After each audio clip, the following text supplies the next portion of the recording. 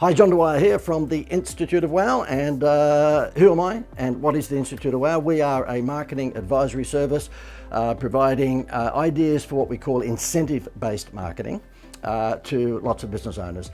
If you are a business owner, you might like to stick with me for a few minutes. I'm going to give you a case study which is stunning. At least I think it's stunning in terms of the makeover effect, the dramatic increase in sales that this had for this particular business. Before I go down the track of telling you what business that is, let me highlight to you the mistake that a lot of people make with Facebook ads. We know that the world we live in at the moment is Facebook, Facebook, Facebook, Facebook, and more Facebook, with a little bit of Instagram maybe thrown in and some LinkedIn. And depending upon your products or services, then of course you may spend more money on Instagram than you might on Facebook or Vicky Verka. But just let me tell you what you should be doing if you are advertising on Facebook. A lot of people are treating it, a lot of business owners are treating it just like it was a magazine. No, it's not like a magazine. You just don't put the ad there and expect that someone's going to look at your ad and ring up and ask you about your product or service. What you need to do is go through a two-step sell, and that is the advertisement that you have sends people, when they click on it, to a landing page which gives them enough information to tease them, but not enough to make a decision. And the reason we want to give them enough information to tease them is because we want them to fill in the data capture form so that you can then follow them up and sell. Okay, that's the way it is. Now, Facebook doesn't really work for businesses that have got a very, very low price point. So if you're selling something for $10 or $20 or $30 or $40, probably Facebook's not for you, because the lead cost is probably going to kill your margin. However, if you're selling stuff in the hundreds, if not thousands of dollars, then of course, region, then of course Facebook works for you. Let me give you a case study to show you how powerful this two-step formula is. We had a client come on board. Okay, now keep in mind my business is called the instituteofwow.com. We had a business come on board, and they were an aluminium fencing business. Now, logically, of course, their target audience would be older homes, okay? People who have got a paling fence that's been there for 30 or 40 years and it's falling over.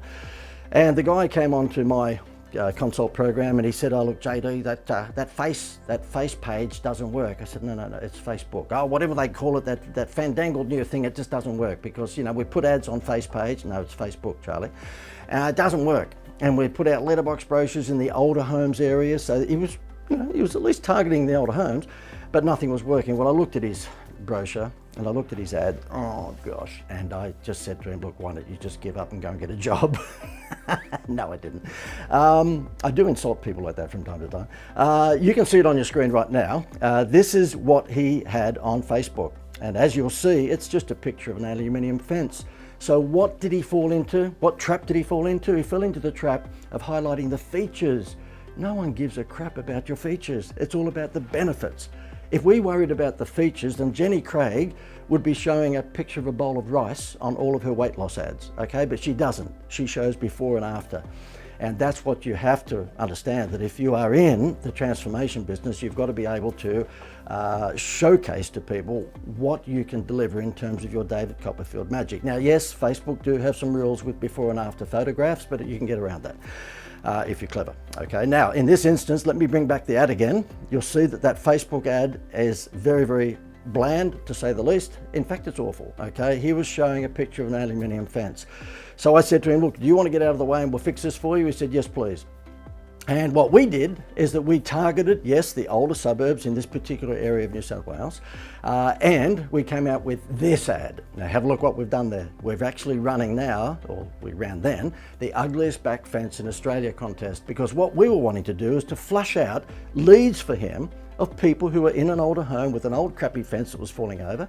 And we said, listen, if you'd like to win an aluminium fence makeover, just take a photograph of your crappy falling down fence, post it to our Facebook page, and you're in the chance to win an aluminium fence makeover.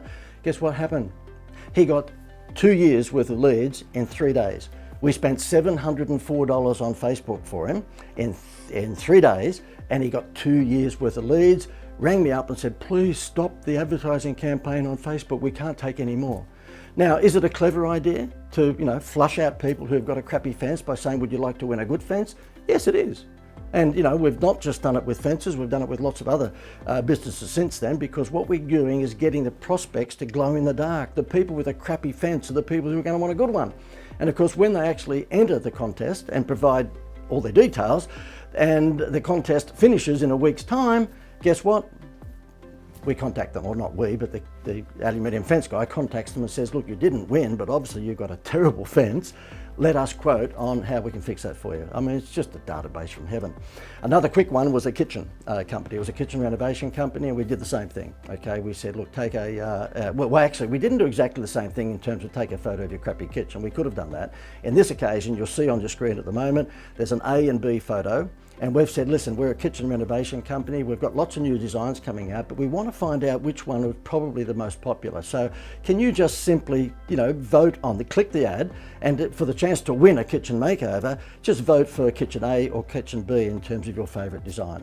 So same principle, they click the ad, they go through to a landing page, and on that landing page it says have the chance to win a $10,000 kitchen makeover, which of course doesn't cost the kitchen company anything like that, it's just labour mainly, and you're in with a chance, so therefore just vote A or B. So we've turned it into a survey. That's another trick that you might like to think about when you're using Facebook ads, turn it into a survey.